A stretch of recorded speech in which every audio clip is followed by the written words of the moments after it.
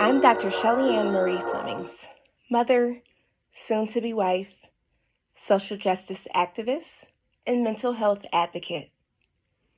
Born and raised in Detroit, I'm all about seeing my community thrive.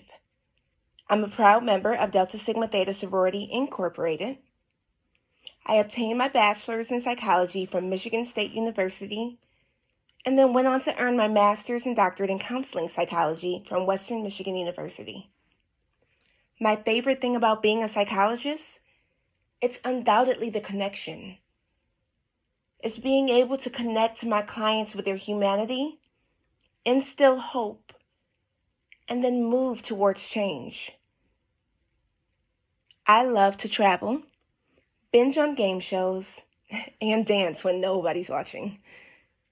Ultimately, through my life and career, I hope to impact change on a generational level. Hi, my name is Dr. Shelee-Ann, and you're watching Sex Ed for Adults. Hi, Dr. Shelee-Ann. Thank you for joining us today. Hi, thank you. Thank you so much for having me. This is such an amazing space, and so I'm glad to be able to talk to you and your guests. Listen, we're excited. I'm very excited about the conversation and the question. Thinking about how you learned about mental health you discussed, what did that look like in terms of sex and sexuality? Non-existent. When I think about it growing up, I think the first conversation my mother actually had with me about sex, it was after my sister, who had graduated college, living her life. She was pregnant with my nephew, and she tells me, if you have sex, you're going to get pregnant. So they were tied in together as if this, then this. And so there was really no wiggle room. There was no gray inside of that.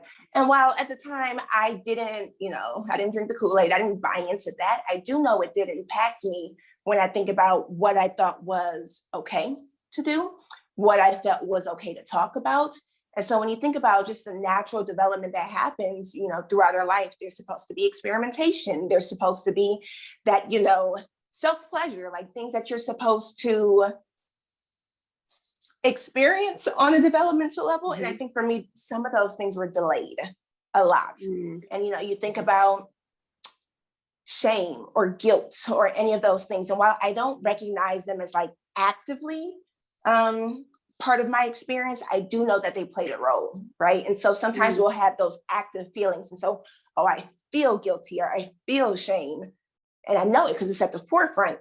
And there are other times where it's just running in the background. You don't even realize it's there. It's informing how you move. Mm-hmm, that neuroceptive state. Yep. Mm-hmm. Mm-hmm. So when it comes to then what you've chosen to do as an adult with a family, how does that translate? What does that look like? What do you do differently? Constantly wonder if I'm doing it wrong. I think I think parenting, especially now, it looks so different because I think we can recognize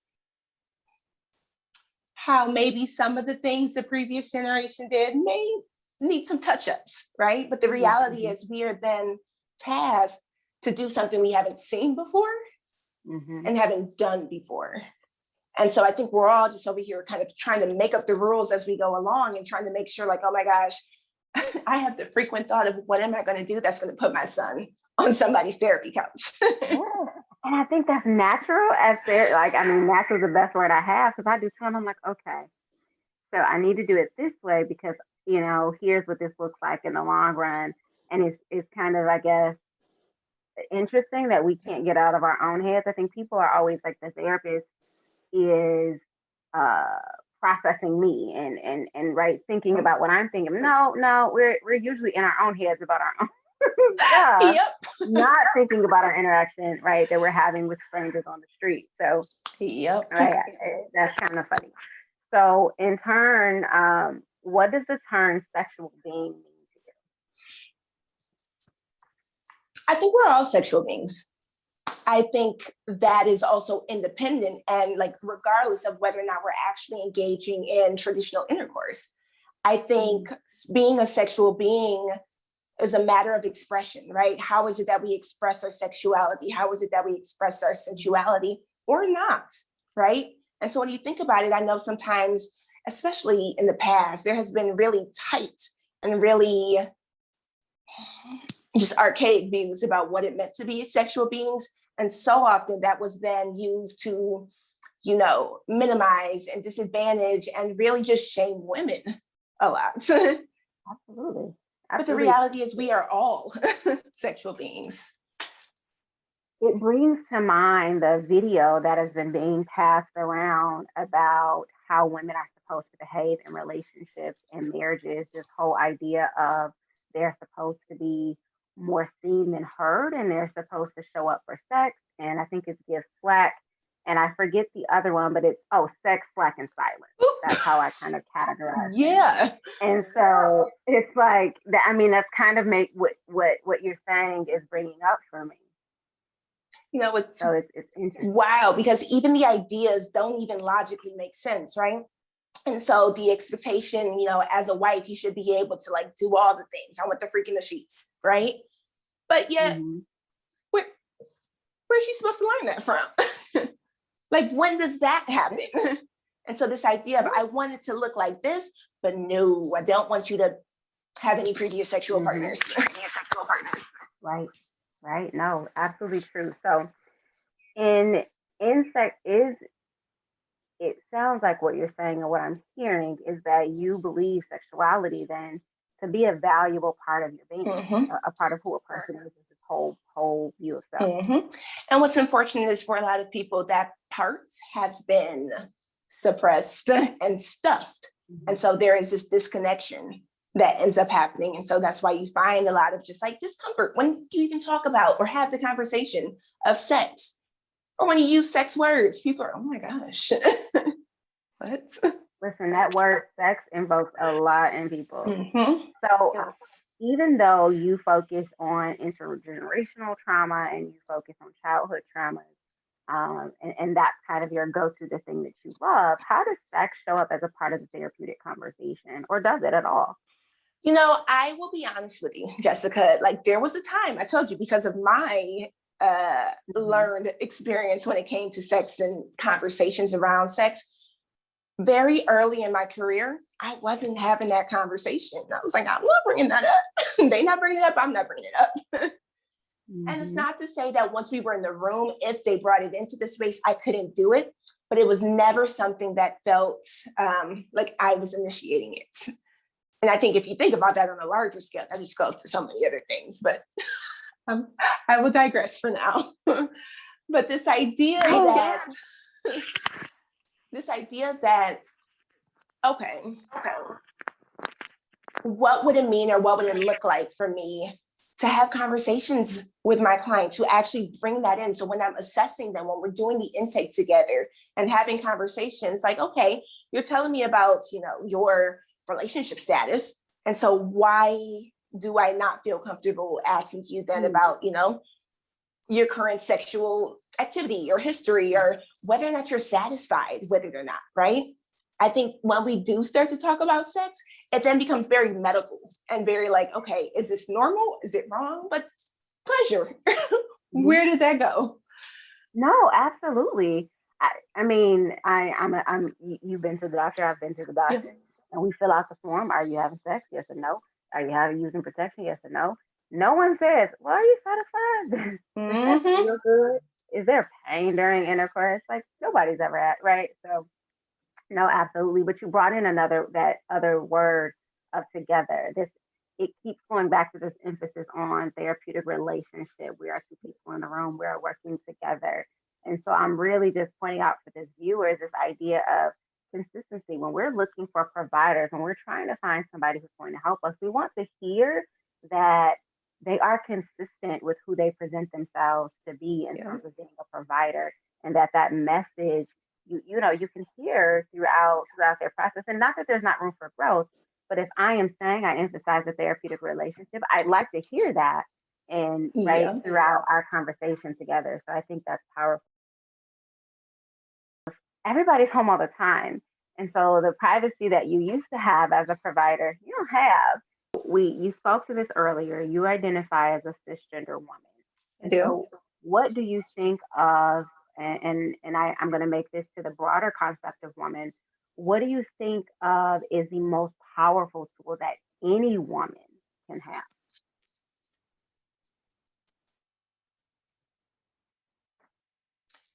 I think the confidence to own who she is in her own skin, whatever that looks like, right? When you can show up, I was going to say something else, but I don't know if this is a kid-friendly. It's not kid-friendly. Please don't have your children watch my show.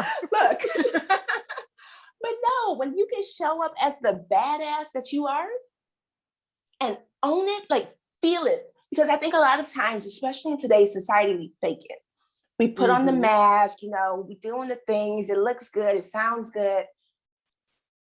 When it's true for you and you feel that in your gut, you show up different.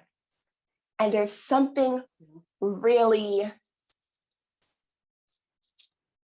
bold and courageous and whatever the word is, like about to change the world is when a woman can own who she is. Yes, I think a client said it to me the other day. It's called big energy. Yes. I think people are calling it. It's like this space of like, this is who I am. And I love it because I think it's true for woman, period, no matter how we're showing up, right? No matter what part of that spectrum we fall in on, is that if you can authentically walk into the room with strength about how you present yourself, then that's all that matters. That's what makes you powerful. So I love it. I love it. Okay, Queen. She said she can fix her own crown, y'all. Okay. So listen, listen, I love it. How has the pandemic impacted you? Like we were talking about it, but what does it look like for you? This is the self-disclosure part of me.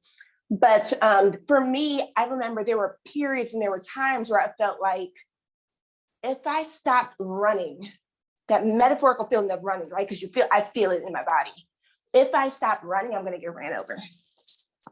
That's not healthy. It's not.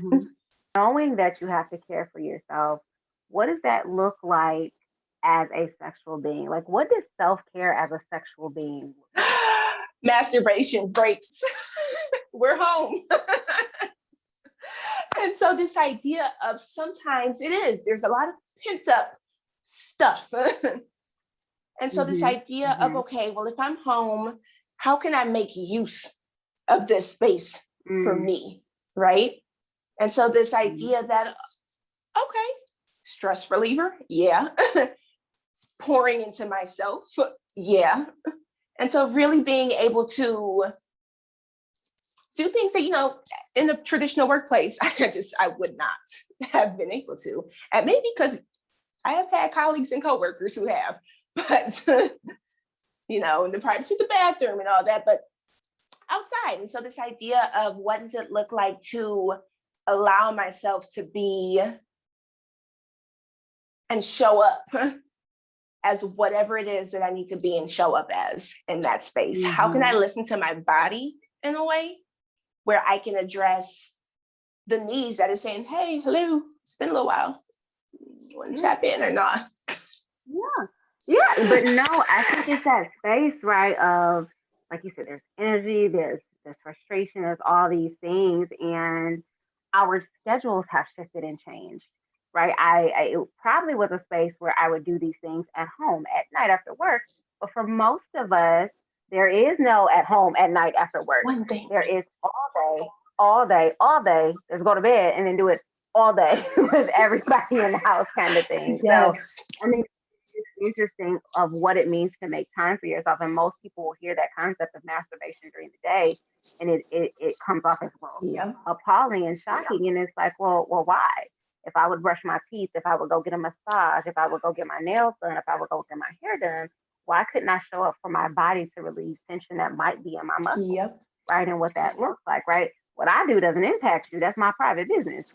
So, my business. What does this have to do, right? But that idea of how do I release stress and ink Yeah. from my world and from my And, space. you know, So just I'll be honest with you, because I think some people think, or they might watch this and be like, oh my gosh, you know, she just said the thing and did the thing. Let me tell y'all, internally, I told you what I grew up with, right? So internally, even saying that out loud, I was like, okay, on the interwebs. but it's the thoughts and the feelings that come up. Exactly. And honestly, you know, I do this for a whole living. I talk about sex all day. And it's not always it. When I first started doing it, it was like, okay, I'm getting ready. You know, ask this question.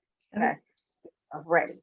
Brace yourself, right? And it was kind of like you getting ready to be in the ring. And so Yeah. it does eventually get to this space where you reassess your attitudes about sex and sexuality, and then it puts you in a different position in terms of, nah, we cool, we can have this conversation. Like we can talk about these preconceived notions and we can find some comfort in what that looks like.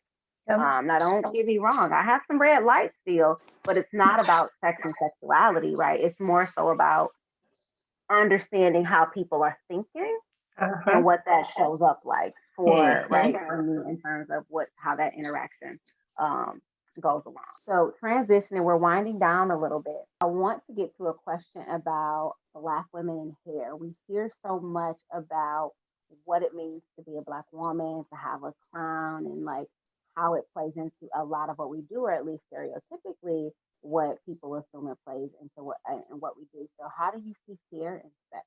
Mm.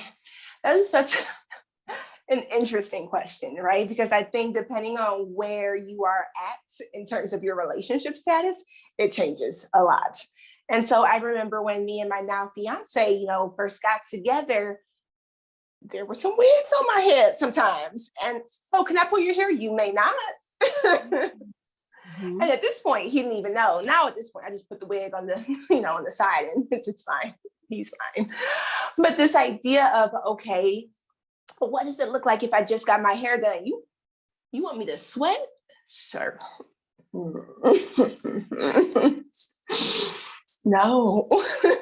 No. Listen, and it's in because and people don't understand how much it that goes into the process, and so it's very different. Now women of any uh, culture can understand if they have this kinky coily kind of hair, right? And Yeah. some women from different cultures do show up with that space, but it's like if I choose to wear my hair a certain way, it might impact it. Now all my ladies out there with threads and braids and all that. I know, and naturally, I'm gonna say no, it don't matter. We good and we good.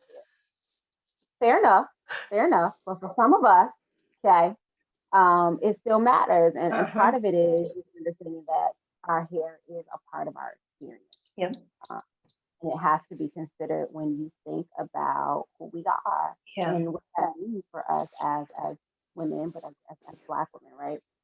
Even thinking about the sexuality and like the sensuality parts of it. So, you know, when you're owning your womanhood, whatever that looks like for you, for a lot of people, their hair is a part of it, and regardless of what that looks like. And so if you're wearing the wigs, if you're rocking natural, if you got the perm, if you got braids or locks or whatever the situation is, your hair is a part of like how you show up as a sexual being. And so places or spaces where you feel like, okay, I'm not feeling like I'm hitting it today, or I'm feeling a little self-conscious about it, or you're worried about what's going to happen to it as you know, you're going about your business.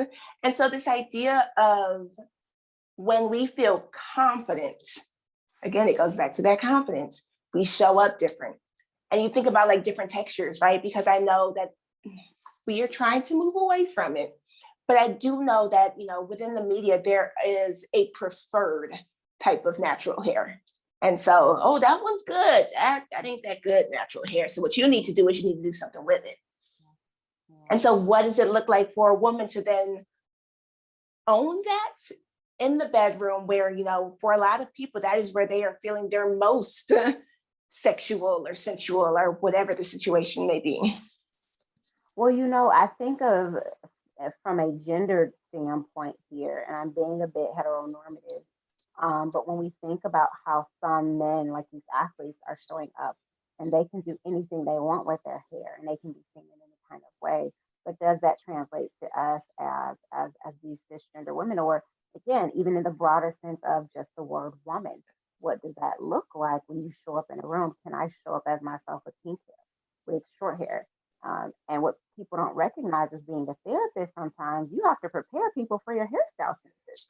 And so you, Yes. right, you have to go like, look, now I'm going to show up different next week. And once they get used to the fact that you show up differently, I had a colleague who wore a lot of wigs, and she wore a lot of them, okay, and they were always different. Yeah. And so she would have to tell people when they first start seeing her, you see me with short hair today, I'm going to show up with long hair next week, I might be a blonde in a month, but this is how I show up, and this is Yes. what, this is for me, because people get used to seeing you. There's a comfort in seeing your therapist as a Yeah. very consistent person.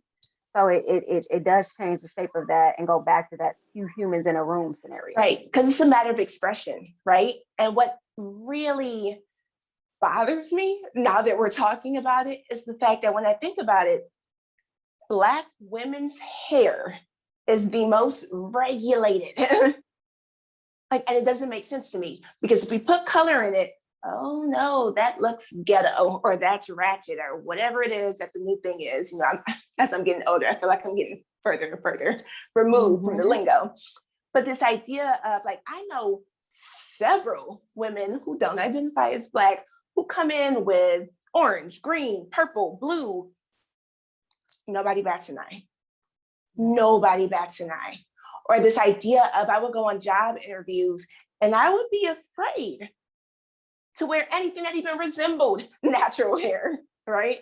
So whether that was my actual hair, whether it was a kinky curly wig, whatever the sake was, or whatever the thing was, I felt like if I show up as this, I need to be ready for whatever reactions are going to come from it and whatever potential consequences are going to come with it. And that sucks. There's a lot of things to think about.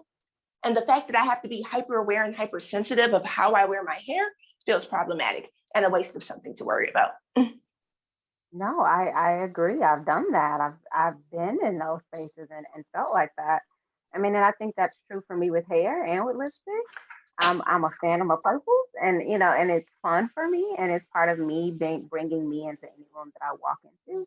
But I think it's when we think about these stresses that are invisible to some people, but very, very prevalent and evident for others, right? That's one of the things that nobody else would ever recognize of how do I think about that? How do I think about the browning of my skin, the melanin, right? And all of these pieces, I think, authentically, really matter when we think about ourselves as whole beings, that we have to think about all the parts of self that interact with the world. Yep. That's really how I think about it. So we're gonna wrap up, and I wrap up, generally with a couple of questions, just in terms of what message is it that you want to leave with the viewers? What is it that they really need to know? There is never, no, take that back. It is never too late for you to get to know you in whatever way that looks like, right? I think sometimes we put ourselves in this box and we say, oh, because I didn't learn that, because I didn't have these conversations, because I didn't used to, because all these other things that really have to do with the past, but because I didn't, I now cannot. Or there's fear in like starting. And I think we can start at any time we choose to. And so when you think about getting to know who you are, that is hitting on so many different levels, right? Because what that can look like is, what are the things that influence how I show up as who I am? The messages, implicit and explicit. So what was said to us and versus what was just like shown, what was under the table, under the radar a little bit. It includes ourselves as sexual beings, right? And so a lot of people do not have those conversations, have not had those conversations. And so it's not too late to say, you know what is it that I like? What is it that I'm into? Have I ever looked at my vagina? Like these kinds of things where it's like, okay, well, what does it look like for me to be able to embrace all parts of who I am? Mm-hmm. How do I feel about myself when I look in the mirror? Mm-hmm. Mm-hmm. It's never too late. No, it's not. I love it. So our big question here is sex healthy? What say you? Oh, yes. But you know what I think also? I think it is a matter of personal choice.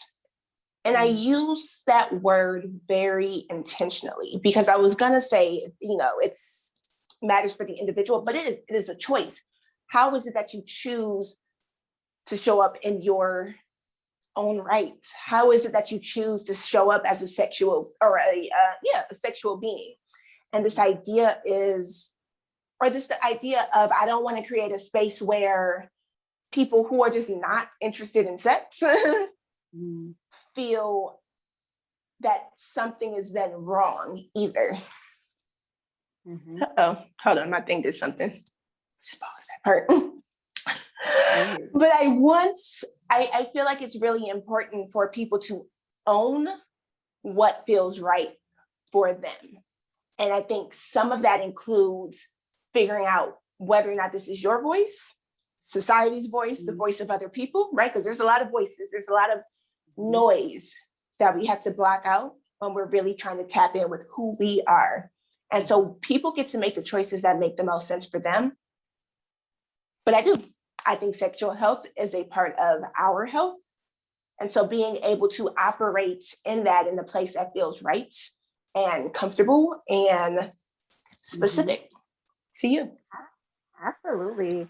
Well, I think that was a wonderful answer. I think we have to thank Dr. Shelee-Ann Flemmings for such a wonderful conversation today. She brought her whole self to the table, and I By yourself. sincerely appreciate it because the authenticity is, it can be rare when you're trying to get an understanding of people and practice and what it looks like to have these very natural conversations about things that are sometimes triggering, sometimes overwhelming, and sometimes uncomfortable for people. So I appreciate you bringing both your personal and your professional self to this space. So we want to thank everybody for joining us. We're going to give Dr. Shelee-Ann a chance to tell us where we can find more information about her. Absolutely. So, I am a psychologist with the JR Counseling Group. And so if anybody is interested in doing some of that work, that's intergenerational trauma work, that's unresolved childhood trauma work, really just trying to get to know who they are better, relational concerns, feel free to go to the website, and I will make sure that Jessica either pops it in there or links it below or however. We'll do that. However things work. We will do that. And so Dr. Shelee-Ann she is one of the counselors at the practice, and she also at the clinic, and she also is really great when it comes to consultations and conversations. And we really appreciate the expertise that she contributes to the team, everybody. She is absolutely amazing. And so in that, you can find us at www.jessicaljross.com. You can find us on Facebook and Instagram at JR Counseling. And you can find us on YouTube at JR Counseling. So there's lots of places. Look, all the places. We're there. We're everywhere.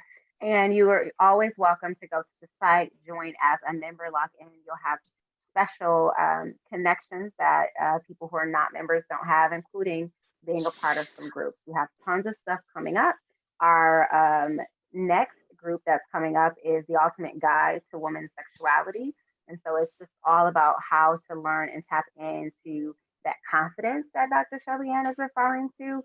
So come join us. I think it's $100.